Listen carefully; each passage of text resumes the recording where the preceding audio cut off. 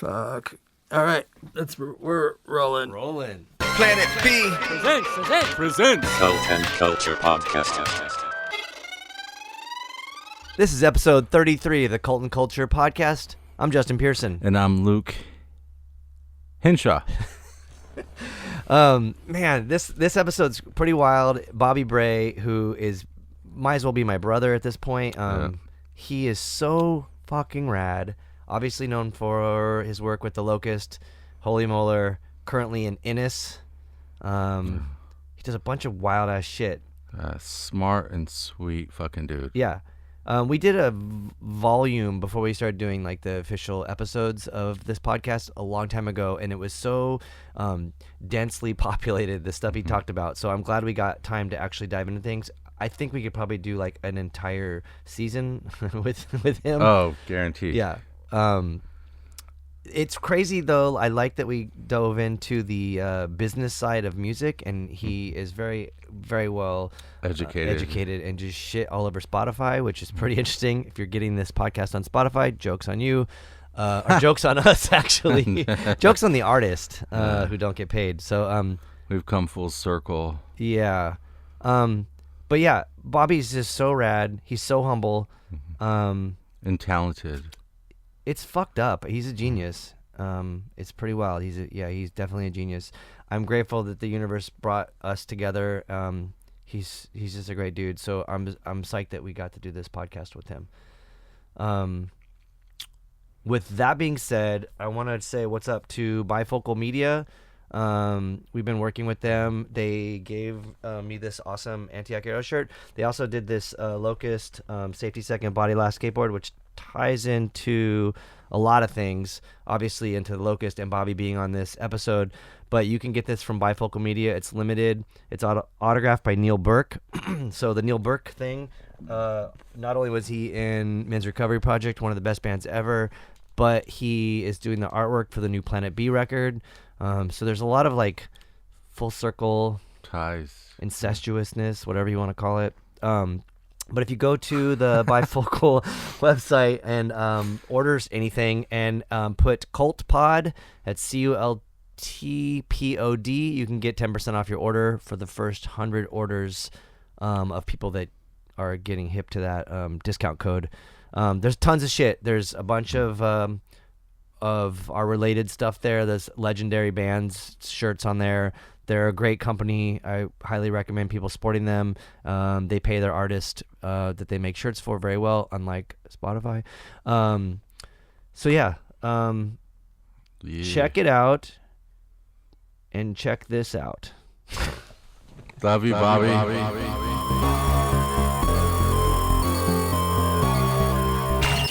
What up? I'm Bobby Bray. I play music. I make sounds. I do things. I've devoted my life to audio and sound, the sense of hearing. And that took on several forms, one of which is playing music, guitar mostly, teaching, live sound engineering. And the bands. So, one of them is the Locust. And then another one is the Institute for Navigating the Universal Self, otherwise known as INUS, sometimes pronounced as anus. And another anus would be Holy Molar. And then do some solo stuff occasionally. Yeah. All right. That's a pretty substantial amount of stuff. Your teaching is insane, but we'll get to that maybe later. I wanted to start off by addressing how we met and how I perceived you and maybe how you perceived yourself in the world of being a 19-year-old, 18-year-old. I don't know how old you were, but when we started the Locust, you were like a death metal dude, and you and Dave Astor were out in the streets. I thought I heard drunk, but you were looking for a bass player, and you asked Aaron Richards from Anti-Arose, and it was born. We were supposed to sound like Crossed Out, and we didn't, unfortunately. Well, that's probably good because Crossed Out already existed. Yeah, it is a good launching point, but I figured we could launch in a cooler direction. We got there eventually, but anyhow. Well, that wasn't really the coolest era of my life, I would say, but it was the awkward time. I guess the awkwardness of junior high extended into high school and then maybe a little bit beyond. So yeah, I guess I was around 18, 19, something like that. Because I was hanging out with Dave Astor because we'd had another band called Low Life, which was actually named after a Crossed Out song. And that had this guy, Anthony Clerico. And it was kind of weird because, I was bridging out of death metal and kind of getting into hardcore. Bridging out. That's just a fun. I mean, I don't know, because it was the most intense music I could find at the time. Yeah. And I was like, okay, I was stoked on the crazy changes. Of death metal. Of death metal, yeah. And the pinnacle was Deicide. I mean, they're the Beatles of death metal from that era. Yeah. And so, I was like, trying to start a band, and then like Dave Astor wouldn't start a band with me. I was like, dude, let's start a band. And he's like, no, but then he was like going to start a band with Anthony. I'm like, you're going to start a band with that dude?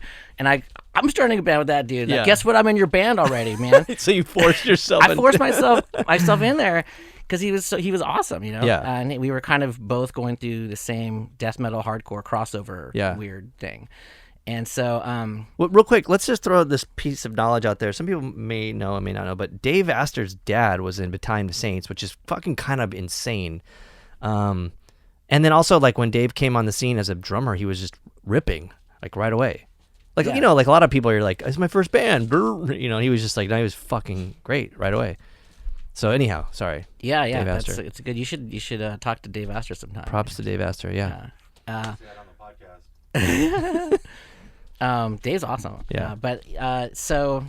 And he's still down the death metal path, of course. But so anyway, we started the band, and then after that, I guess that band kind of broke up. We had another band, Evolved as One, and then we started Slack, which had Josh, who was the singer of a cool band called Honeywell, from Riverside. So Dave and I would drive up to Corona. I grew up with that guy. He's awesome. Yeah, Honeywell. Yeah, such a great band. And so we would go up there every weekend to go rehearse, and then eventually that band kind of like just logistically was just too hard. And then and actually a Slack song is the first Locust song. Yeah. Sever the Toe was actually a Slack song first, but it wasn't called that. Yeah. I don't know, whatever Josh called it, like Paraquat or some weird stuff. Yeah. About like spraying and crops or something. Oh yeah. Which was awesome that he was like deep into it. But then that's when we wandered the streets of Hillcrest, and we're like, we need a bass player, and we started just asking anyone who I would not do this now, but anyone who looked cool, like, that guy looks cool, let's go talk. Like, oh, it's the guy from Anti-Aggro. Like, hey, and he's like, oh, I don't play bass, but my friend does. And he's like, oh, and then he said it was you, and we knew you, and that was kind of like Swing Kids had already started, and like Dave and I I guess we were into Struggle, but then we were just like, I don't know, like he like changed his style, and now Swing Kids is not hardcore enough for us or whatever at that point. So we were just like, our initial thought was like, and then we're like, well, actually, he does have good bass equipment. He still has that Struggle setup. Like, let's hit him up. Like, Same. I still have the same fucking gear. Yeah, that's what I said. It's good. It lasted. Yeah. So that's pretty much what happened, and then to our surprise, you were actually into it, Dude. Okay, so I'm living with the original guitar player for Anti-Aggro, who's awesome, one of the most influential bands ever, and he comes home, and he's like, these two guys are looking for a bass player. They want to start a band like Crossed Out. And then he kind of explained who you are, and I'm like, that's fucking Bobby and Dave, dude. That's so crazy. And the fact that it was like supposed to sound like Crossed Out, and someone from Anti-Aggro was telling me that it just, everything was like, oh yeah, of course, like that's gonna have to happen. Everything, the stars were aligned, I suppose. So yeah, well, it worked out. But you like departed, right? Or what'd you say? You what was the term? Death metal? You like were departed? You were took the fork in the road. Bridged out. I bridged out of it. Yeah.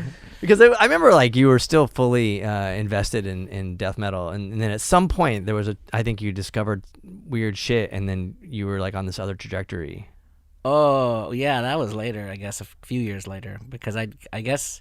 I don't know, I like Crossed Out and Drop Dead was really like that 5-inch split was really the bridge for me, because when I like heard that, I was like, I'm listening to the most intense music ever, and then I heard seeing that. it live was just insane. Because I mean, no offense to like Deicide live, I mean they were pretty cool, but like seeing Crossed Out live, just we were talking to Tad about this. I was like, it felt like a fucking serial killer was gonna stab you in the neck, But like seeing Deicide, you're like, okay, spooky band.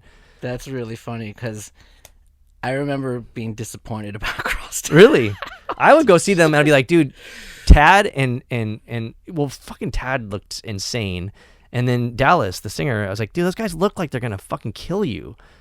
They looked like, I don't know. I just remember like Dave Astor and I were like, oh yeah, they're gonna go fucking crazy on stage. You're gonna be flying around. It's gonna be amazing. And they totally didn't. And I was like, what? Yeah. Because at that point we had, our other band, Evolved as One, had no songs. And we would just play open mic night and just roll around till everything broke. And we were just like nuts at that sort point. of like Antioch Arrow at the time, but they had songs. But they had songs. But they were like going nuts. Like it was more about a performance. Yeah. I guess I might have seen Antioch Arrow before Crossed Out, and that's why I was just like, oh. You think everything needs to be up that? That's the bar, bar. Yeah, fucking high one right away. It's kind of weird though, because nowadays, I guess it's much later. Like someone had like said like something to me. I can't remember who said it. It was like years ago, but they were just like, oh, like Locust is like a testosterone band. Like people just like get all jockey and like start like mosh pits and stuff. And I hadn't ever perceived it like that because I always kind of felt like people were just having a good time or like. And I didn't really equate it with like the death metal circle pit type stuff. But it did kind of bum me out because I hadn't really thought about that. I was like, I don't want to just be like promoting testosterone, brutal behavior, you know? And so my whole opinion on like bands have to go crazy and there has to be all this, you have to like smash into shit. And like at some point, like I just like I thought about it, I'm like, you don't need to do that. And then I had a bunch of pedals, so then I couldn't run around. I had to like, all right, got so you had this like these feelings during the Locust. Yeah, it was at some point. I can't remember what year or when, but it I just hadn't ever thought about that, and I was just like, well, shit, I don't want to be promoting macho behavior, but not jockism. That's fucking crazy because so when we went on tour with Dillinger Escape Plan, and this is no disrespect to Dillinger Escape Plan, and I think they wanted us on tour for the very reason that we were kind of upset with some of their fan base. Like they wanted like the weirdos and the nerd, like the fucking strange whatever we were, and not the fucking jock like beating each other up kind of shit. And for me, like on that tour, I remember thinking like, fuck, we gotta like figure out where we are in this world and like where our place is. And we remember we got more like robotic and angular and weirder, and we tried to just be like, I don't know what it was, but I think we also consciously were already addressing like us wearing uniforms and being like this sort of like I don't know what artsy homoerotic like kind of fuck you to hardcore, and that I think we had all these like ideas bubbling up to some extent, but even up to like right now, so many people have come to me and said seeing the Locust as a queer person or as a trans kid or just like an outsider helped me feel safe and gave me a voice and made me feel comfortable and like all this fucking rad shit.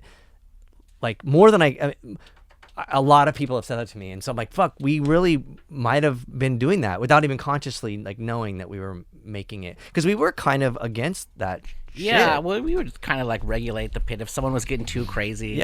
Usually you'd be like, hey, stop that guy, what's up with this guy, like stop pushing women in the pit or whatever they were just bullshit. So, there's definitely a difference between like probably like a hardcore show or the Locust show compared to like a Deicide show, so there already was a difference. I probably and Dillinger Escape Plan, I mean, also it's like I love Ben freaking out. It's freaking awesome. Like that's rad. But Ben freaking out is a performance, but the audience just acting like a fucking meathead is like not necessarily that great. Like Ben most of the time didn't infringe on your physical well-being. Right. Unless it's a guitar that flies on into Ross's face. On accident. Yeah. Oof. Yeah. Explain that. Guitar flew into Ross's face. Everything. I think they've even like tried to fuck with people, whatever. We don't need to get into the Dillinger realm, but like I think for us, we were constantly trying to kind of reframe a different vision or our vision of hardcore or punk. I don't know. But so at some point we made a huge shift. You definitely made a huge shift. I mean, I think of like, going from Locust to maybe Holy Molar, which was a joke band, and then now INUS, which is like fully weirdo, like technical. I mean, you couldn't even mosh to that if you wanted to. Yeah, probably not. Math mosh. Perhaps. But I mean, that should be a genre right there. yeah, math mosh. That'd be cool. You like, could take like, it. Yeah, it's like 2 steps this way, this way. 1, 2, 3, 4. Now lunge. Octagon. But I mean, that was like decades, because then I got into weird shit. But that was, we're talking about a stretch of decades here. So at some point, like I heard the Residents, and then that was kind of like the Beatles of weird music. Yeah. So I had the Beatles, So the Beatles of death metal, the Beatles of like I don't know, West Coast power violence crossed out. Yeah. And then then the Beatles of weird, the Residents, and then tried to bring in weird. In fact, that's what I mean, we've said this before, but like. Like we would talk about trying to be like a brutal DEVO or a brutal Residents. Yeah. Like trying to come up with song ideas. I mean, those 3 bands that you just listed are like essentially the Locust. Yeah. It's like, what would a brutal Residents do? Like, well, they would probably do something crazy. What would it sound like? Sound like this. Yeah. All right, cool. Got the next part. Okay, so I would like to talk about your insane musical technical ability, sort of based off of the recent stuff you did with Fender and people fucking freaking out and being dicks in the comment section, which I thought was great, but I also like know that negative shit like that it affects everybody. It's like, man, you can be a dick and a troll or whatever, but like, and be joking or whatever, but like after a while, it's like, man, all those people that are talking shit can't do what you do. I'm gonna say that. Like, you can say whatever, but like I'm gonna say, like, anyone that's listening to this, if you're a motherfucker that talks some shit on the comment section of those Fender things, you can't do it, and that's why you're talking shit. Because I feel like if you had the ability to do it, you wouldn't be like, let me go on there and like log in and be like, this guy is doing this dumb thing, blah blah blah. You would just be like, I can do that, and that's the extent of it. So it's a fucking trip. Yeah, I don't give a shit what people think, honestly. Like, whatever. Like, in fact, when I was asked to do that, I was like, oh, what's the most fucked up thing I can do? Oh, so you were like going for it. Of course. Okay. Of course, dude. I didn't know. I was like, what? How can I like? I was like, okay, yeah. And so, I mean, because they wanted me to do 2 things. One was like a beginner one, so I was like the pick tapping thing. Yeah.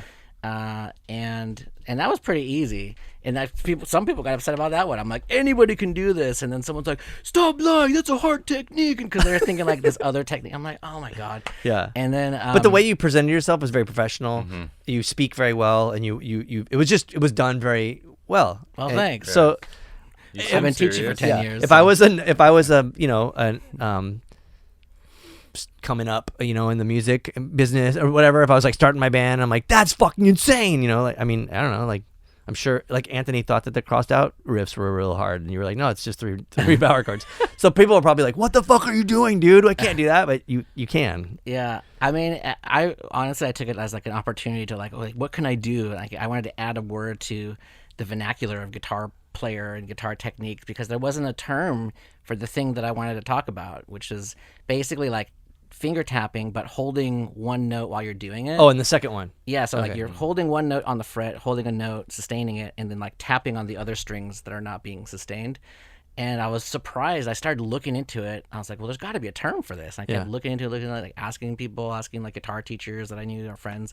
And like there was nothing. And so it was like the closest thing was pedal tone for guitar, but it wasn't exactly the same thing. And so I hijacked that term and then added a technique to it, with kind of the intent to kind of stir some shit up, based on the technique. So what did you call it?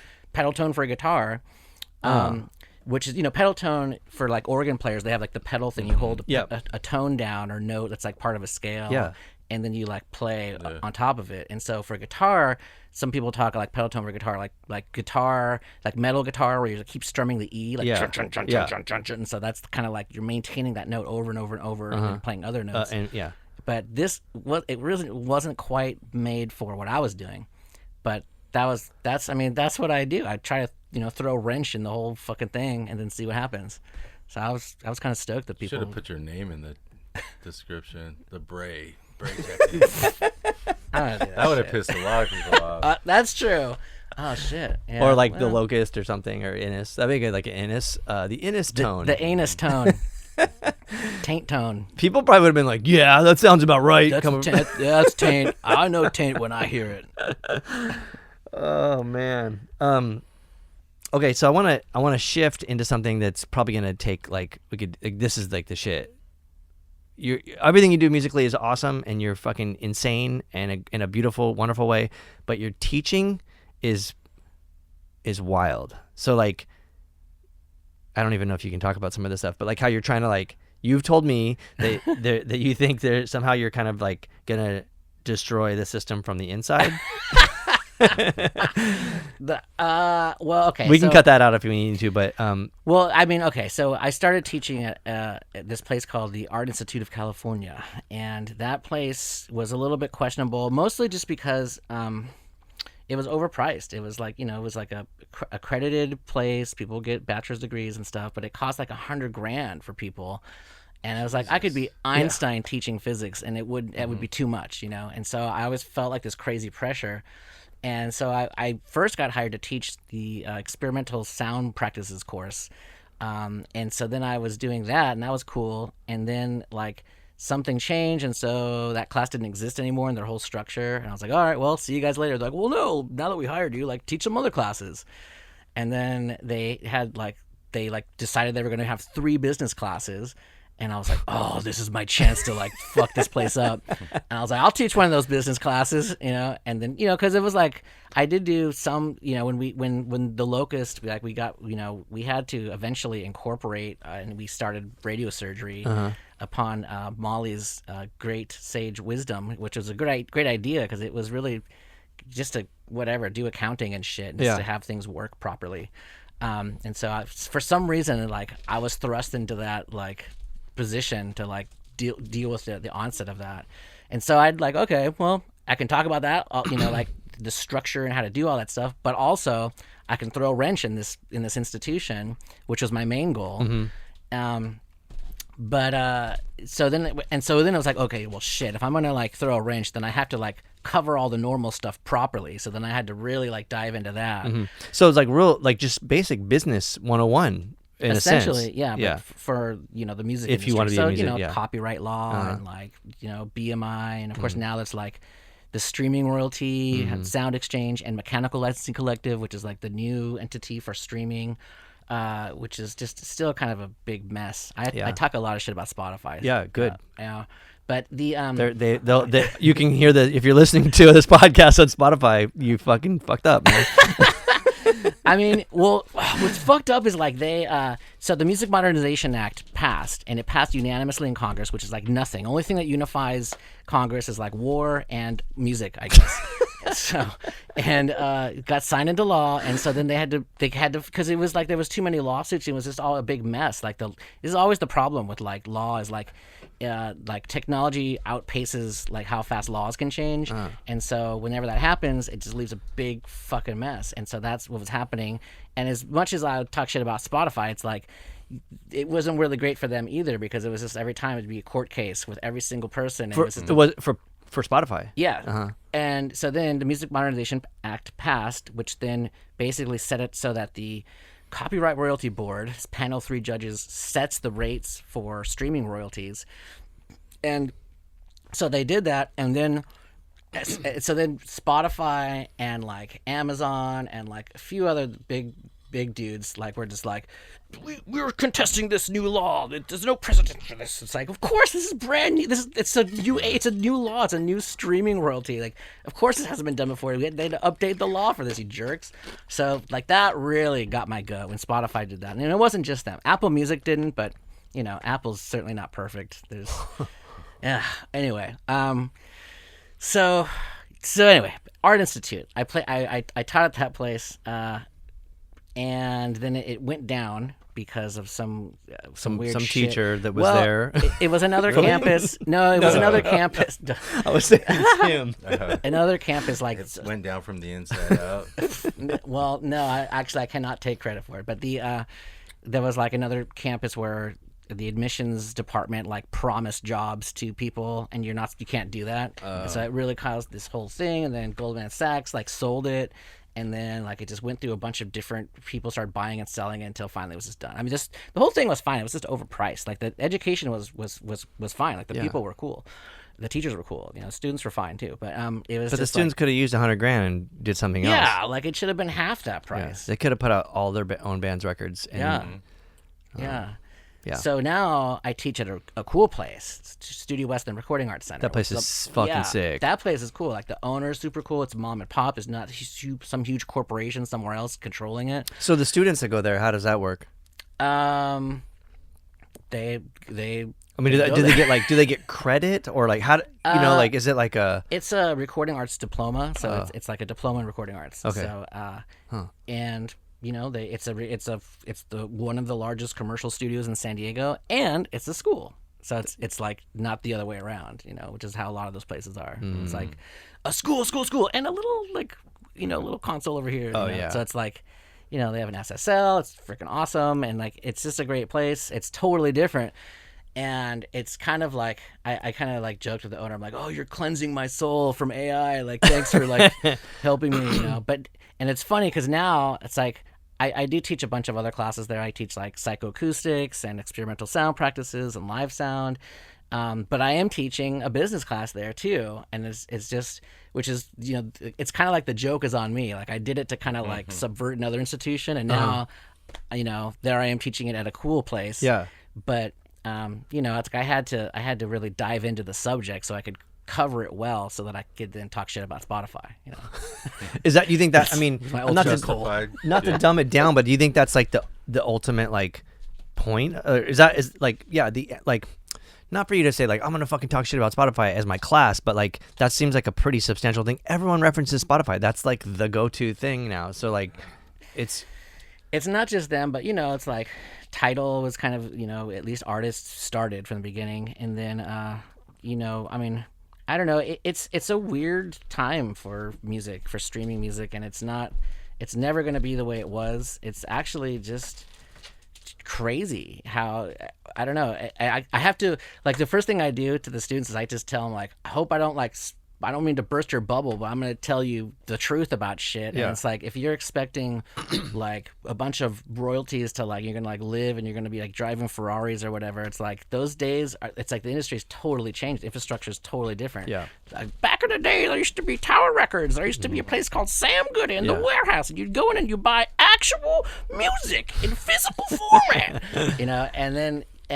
But because that's gone, like the major record labels that would be like, oh sure, like 1 out of every 20 albums like it does really great, offsetting the 19 that like flopped or didn't recoup, and that payoff was so good that they would be willing to invest in all the other 19 that didn't. So it was cool. Studios got money, engineers got money, producers got money, even bands made some money. But and so I have to like tell students like, hey, like if you're thinking about those days, like you need to get that out of your head because that's not today. What do you think about now too? Because like I feel like the ability to record for much cheaper, if not free, is there for everybody. Yes. And then that gives this weird. So it's almost like it's almost like the industry was like so upset about Napster. So they're like, how can we reframe Napster to be Spotify, to where there's still like this capitalistic endeavor and everyone gets fucked still, because like, I mean, the listeners get their shit for free still, but like the artists get paid nothing, Yeah, it's a fucked up situation. It's a legal version of it that's like still capitalizing for somebody. Well, I mean, most of the subscriptions, it's subscription based, so people are paying into it. So it's not the ad supported streams. That the majority of it is the subscription based. So like Spotify, the Spotifys of the world, the DSPs, they are getting like money, and they're just not supplying it to the people who put the blood, sweat, and tears into creating and rehearsing and putting all that effort and emotion into making the art the main product that they're benefiting from. Yeah, and then. So the law now is like they're supposed to be the DSPs. They're supposed to be giving 15% of their total revenue. So it's not like a fraction of a cent per stream, like it is for non-interactive. So like satellite radio and like Pandora, where you can't rewind or pause or fast forward. That stuff gets collected by Spotify. And that's a set rate. Like the Copyright Royalty Board sets it like a 0.0025 cents, right? But for the mechanical licensing collective, and this is what's really fucking crazy to me, is like for the new law to come into place, they consider non-interactive streaming and interactive streaming, which is like Spotify, where you can pause, rewind, fast forward, and all the other DSPs that do that. They consider those things separate. Like one is like generates a performance royalty, and then one generates mostly a mechanical royalty. So it's like, and the history of mechanicals is from a player piano roll from like the early 1900s. So it's like, what are we going to do? How are we going to how is the copyright owner going to make money from this if it was a sale of a thing? Because normally you had to play the thing live, right? And like, well, let's invent the mechanical like royalty. It's like, okay, cool. But now it's basically like, so you're telling me that a player piano roll is more similar to a stream on Spotify than a stream on Spotify is to a stream on Pandora. Like, that's the world we live in. It's fucking bonkers. Yeah. It's weird, So, yeah, it's just a weird world. Well, it's weird because I would love to just be like, well, fuck you, Spotify. I'm not putting anything up there. But the benefit of being on Spotify is insane. Everyone's gonna hear your band it's ubiquitous. there. Yeah, you can't bring it down. I mean, unless you're fucking Justin Bieber or something, it's fine. But otherwise, like, you're just gonna screw yourself. Like, you just have to like hope for fucking T-shirt sales. I don't know. Like, yeah, that's another one of my things I say in the class is like the music industry is actually the fashion industry in disguise. It's like, sell shirts. Like, if you're trying to make money from recorded music, like you're doomed. Like, you gotta you can't do that. Play a bunch of shows and sell shirts if you're an artist. But I mean, because the school I teach at, it's like for engineers and producers and stuff. So it's like, I don't know. It's just tricky. Like, how do you make it work? But you were saying like the technology. So that's the thing about how like Pro Tools and like all the other DAWs that exist, Logic and Nuendo and everything. It's like that didn't exist before. So it's like the technology. It's like it's a double-edged sword. Like it makes it fucked up in one way, but then it's also good in another way because you have the tools that are available to anyone. So the barrier for entry, like you don't have to like have an SSL console or a Neve. You can have Pro Tools or Logic, and then you can have like plugins, and then you can like make good sounding things. Yeah. And the other trick, of course, is that you have to have the skill to do that. So sure, either you teach yourself or you go to school or whatever. But that's the one missing ingredient, of course. I'm still trying to figure out the skill part of that. It's a never-ending process. Well, that's interesting too, because like I think like maybe in 2017 or 2018 or something, Mike Crane from Dead Cross and Retox and stuff, he bought a Neve console and was trying to learn it, and record. And I think he sold it and he just went digital because it's just easier and practical. Yeah, I remember I remember that. Yeah.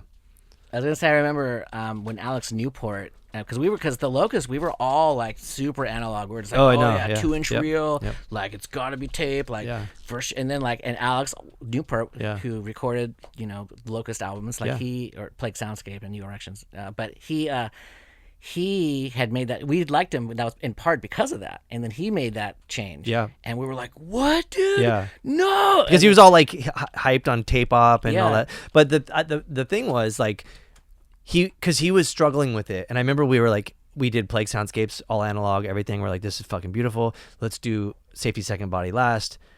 Okay, but your budget's $5,000. We can't do that unless you want to go digital. And we're like, well, we either go digital with Alex or we go record somewhere else, and it's just not gonna be with Alex. So we made the exception, because we didn't have a budget, because all that analog stuff was so expensive. The tapes even so much. I mean, now I think for Plague Soundscapes we were at the tail end of like bands getting decent recording budgets. Like we like got the very last one, I think, that was given out. It's nuts, and also too, like, so I remember being so I got my bachelor's at UCSD. It was like a music program, and the studio director, Tom Erb, like super awesome guy. He like make noise modules. He's like super well respected, like, and super old school dude also. Yeah, and so I was kind of like, okay, oh dude, analog, right? And he's like, yeah, but finally, like, going through that program, going through those classes, and it finally came to this one conversation I had with him, and he's like, well, Bobby, the sample rate has exceeded what the human ear can detect. Like, it's just you can emulate analog. If you like analog so much, you can just emulate it theoretically. There's plugins that can kind of do it. So, and like that was it. So I was like Alex Newport and Tom Erb, and I was like, all right, that's it. The game's up. But it's a digital world. As much as I would like to still be analog purist, like it was really the financial aspect of it. It was like you couldn't keep going because we were trying to we were recording with Dan Meyer over at that place on Elkhorn Boulevard. Like we did like some Holy Molar stuff, and I think Headwind City, and it was like kind of analog. I think it's Pro Design or Sound Design. I don't know what it was called, but anyhow, it doesn't matter. But we were still trying to like, it's still kind of, it's like on tape, and it was just so fucking expensive, you know. Still like for us expensive, you know, which isn't like, it's just like, well, we can't do it. It just wasn't working. But it's weird because I like Ross Robinson's pretty interesting because he records everything onto tape and then immediately dumps it and then edits and mixes it that way. Best of both worlds. Oh, yeah. That's the other thing too, where people, sometimes that's what happens in Studio West. People just like, they rent out Studio A and they just run their Pro Tools tracks through the SSL just to get that studio warm. Mike Camus does that. Oh, yeah. He's done that for me too. We just gave him we just went all the outs into his, we didn't even run it through the tape itself. We just ran it through the machine to master it. Like what, Sonito? No, this was that D Styles and Unite project we did. Oh, shit. Yeah. To get just the tape master feel. It really is something. But you can emulate it. You can emulate it theoretically. You know, it's just that digital is just too good. Is the problem? It's the imperfection of, you know. I mean, tape. It's like ions. It's like magnetic. You know, it's like it is a different thing. You know, as opposed to like samples where it's like you're making a jagged thing, but the sample rate is just so many samples per second that there's no way you can perceive that. You could just like you can emulate. I mean, there are people that'll say like, you know, there's like this. I don't know. People say like that white vinyl is like a lesser quality than other colored vinyl or black vinyl. I guess it's weird. Like I've heard of it has less soul. That too. I mean, yeah, it is white. But I mean, you know, well then you would think clear would be the worst, right? Because there's like no pigment in it. But it's like, you know, white vinyl's start cool. That rumor here and now. Clear vinyl is the worst. It's the worst. No pigment. But but we put out white vinyl records, and I've A-B'd like white and red and black, and I'm like, it's fucking the same thing. I don't know what people are talking about. You know, it's so weird. So I mean, it is kind of strange because at one point you could tell like that's a digital recording and that's an analog recording. At this point, there's no fucking way. There's no way you could be. I don't think I could be certain all the time. You know? Yeah. There's no way. Yeah. There's just no fucking way. Let's test it out. But like. I mean, also too, like going back to the Spotify thing, at some point everything's so fucking degraded and, you know, put up and you're listening to on your fucking phone, you know, and while you're taking a shit in the bathroom, you know, like it doesn't really. Who cares where you recorded that? That is the other issue, especially like I mean, back to the education thing, because it's like we live in bubbles, you know, we're in silos. We're just like you can make decisions and go, okay, people are gonna want the better quality thing, and then it's like, well. Yeah, people are taking a shit while they're listening to music, or they're like whatever, like, you know, cleaning up the house, vacuuming, or doing dishes, and it's like you're not even hearing if the quality was. It's like what happened back in the day. People used to sit down and listen to music. You would listen to the sounds. I mean, I have done that, and I still do that, and I dedicate it. I want to sit down and enjoy this, you know. But I also will just put something on and listen to it. Oh, sure. As well. Yeah. My dad used to make us do that as kids. He would sit down. We would all have to sit down, and he would play his vinyl. But I mean, I was all into heavy metal, and he'd be playing like Teddy Pendergrass. And I appreciate it now, but back then I was like, fuck. So it worked. But no, I fucking totally appreciate it, and I slowly got back into it now that I took my record collection home. I've slowly kind of just got back into just listening to records without anything else on, you know? Yeah. I think ultimately maybe like it's all, and I guess I think this probably I could speak for all of us here to some extent. Like I feel like we've all kind of approached music with a financial disability, and so we find ways to get around things and do things that could by some standards be looked at as innovative and some standards be looked at as asinine, and maybe they're both, you know, but your tools are limited, but also your tools are what you can come up with, you know, and whatever that is. It could be anything, you know, the ability to accomplish and create something. Like when when we first started hanging out, you tell me about how you would grab samples that you put fucking thumbtacks through the wires to make it sound jacked up and weird and shitty in a cool way. But like now it's like there's a fucking some plug-in for that someone's gonna want to achieve it. But you were just like, oh, what's this fucking thing do? You know, like something as I don't know what that term is. Like you couldn't even say it's like lowbrow or caveman. That's just like fucking crazy shit. Yeah, I call it being high. There's that, yeah. But no, but it was just, we were fucking broke and poor and just utilized whatever we had, and we are like, let's just try to make some weird shit and like a new sound. People for fucking years thought, and still do, were always asking me, what pedals do you use? And I'm like, I don't use any fucking pedal. And they're like, how do you get that dirty sound? And I'm like, I'm not buying $20 James Brown records. I'm at the 50-cent bin buying all those scratched up fucking records, all those ones that nobody wants, the 25-cent shit.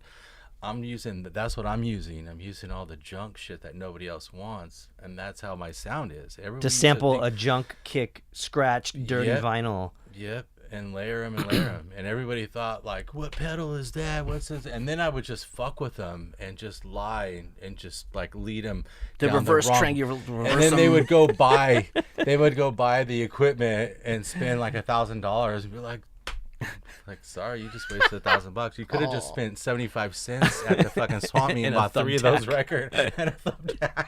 Oh man, but yeah, there's certainly a lot to be said too about the limitations too. Like if you can't get all the stuff, like you have to make do with what you have, and whatever that is, I mean, that can be the thing that drives an innovation. You know, like, it's like, and that's like across the board in anything really. I mean, that even happens, like. When we're out of groceries at home, we're like, well, shit, we don't have time to go to the grocery store. Like, all right, so then I invent new shit, like the veggie burger taco. It's like you take a veggie patty, cut it in half. It's like you make 2 tacos out of that. It's fucking awesome. I never would have thought of that if I hadn't like run out of bread and you know, and like now it's like that's on the menu. Like, that's like, you know, that's a Mexican thing, huh? Veggie burger taco? That's the Bobby thing. That's that sounds. That's you living in PB, like half Mexican, half white. I guess so. I'm the living embodiment of that. Yeah, I really want to make a vegan dolphin fin quesadilla. Yeah, but you've been talking about that one. For I a know. minute. I haven't had the chance. I guess there is this place.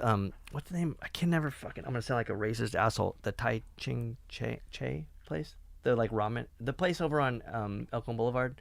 How the fuck do you say it? I know which. I don't know. How we should give them props.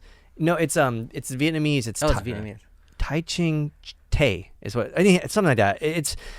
But they have like vegan, like crazy shit, like vegan squirrel, and I mean they don't, but like just you're like, what the fuck? Who has that? Like vegan pig intestine? Like, can't you just call it something else? I don't know. It's weird, but yeah, so there's that. But the drug thing's cool, like that, being on drugs got you where you where you needed to go.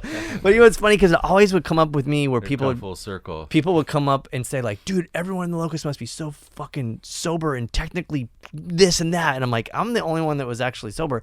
Those motherfuckers were stoned all the time. And they're like, whoa, like how did they write like that? And I was like, I don't know, like to be honest, I'm like, I've never gotten to smoking weed or anything, but I was like, but I felt like the other 3 Locusts were like, it never seemed like you were like high or not high. I was just like, these are my friends and we write music together and it's very technical and we're insane together and we'll like work on 20 seconds worth of music for 2 months and then scrap it and then start over, but everyone's like not thinking it was drugs and then like thinking, well, then you guys must have been fully fucking fucked up all the time on drugs because look at what you did, and I'm like, I don't know. It's such a weird thing to kind of throw that into the mix.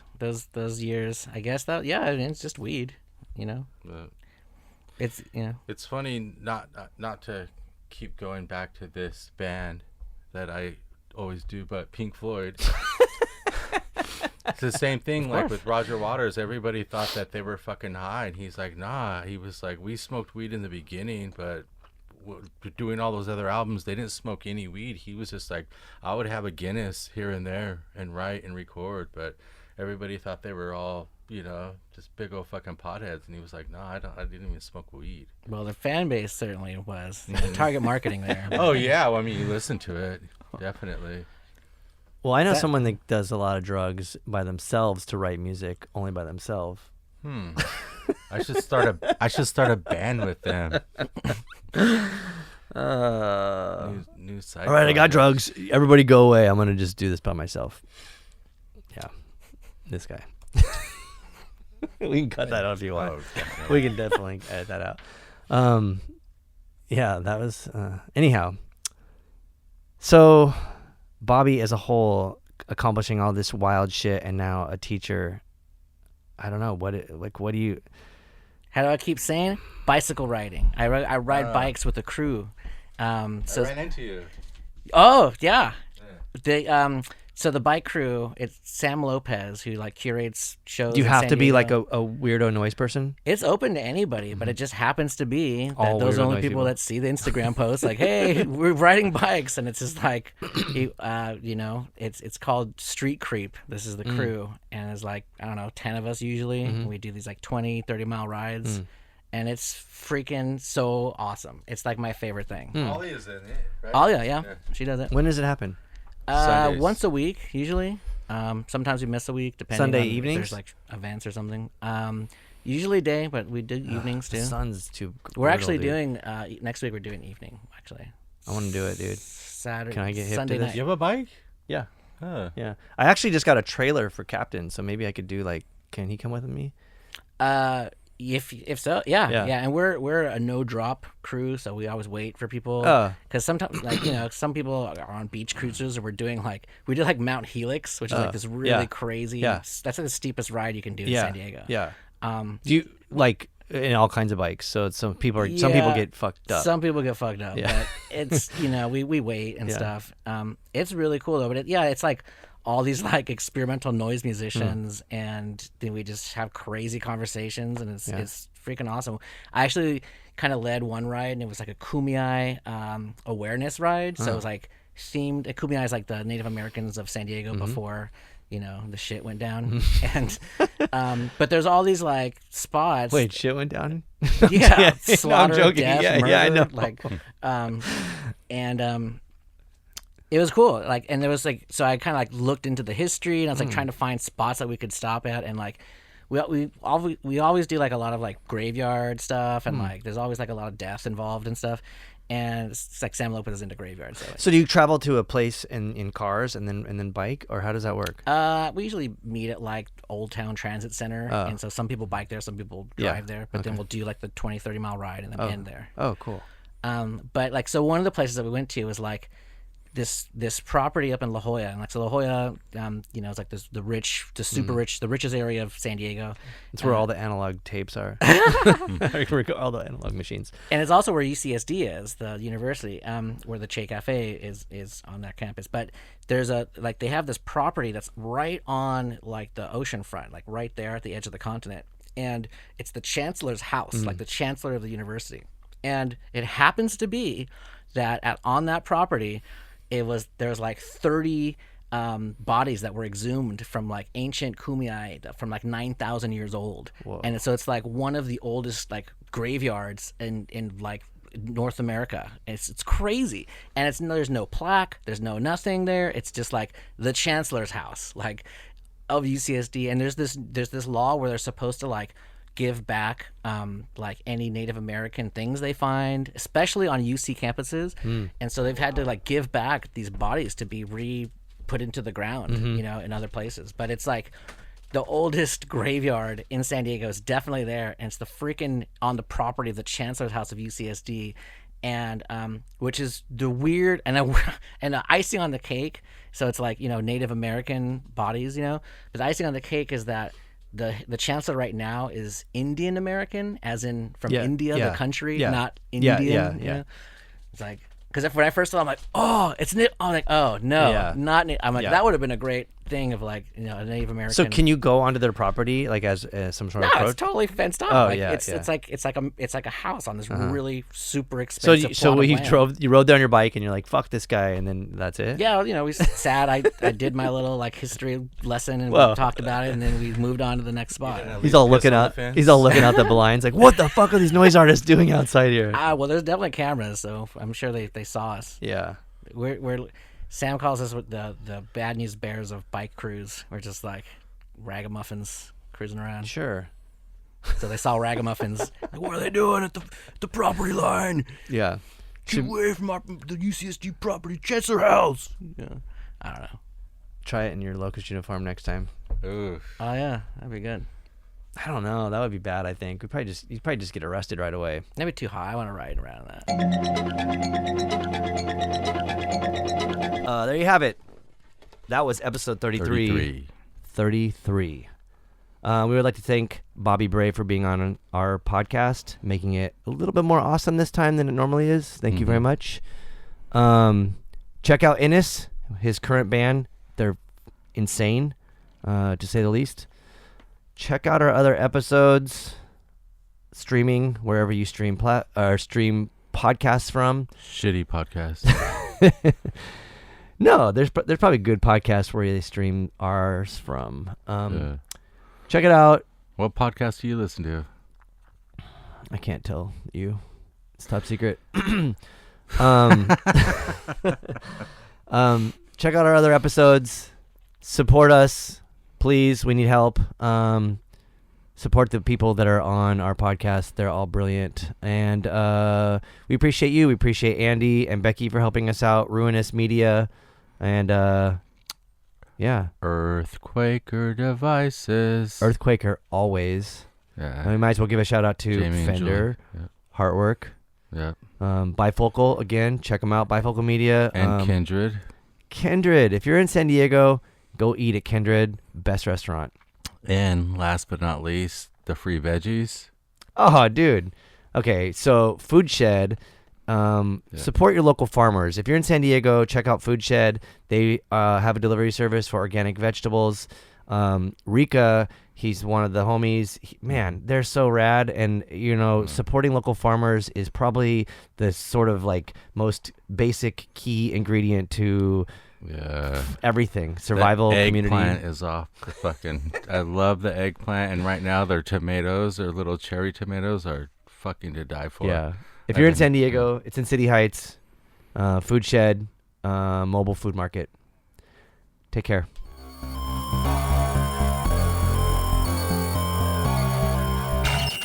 Colton Culture is proudly sponsored by Earthquaker Devices, Fender, and Heartwork Coffee. Planet B.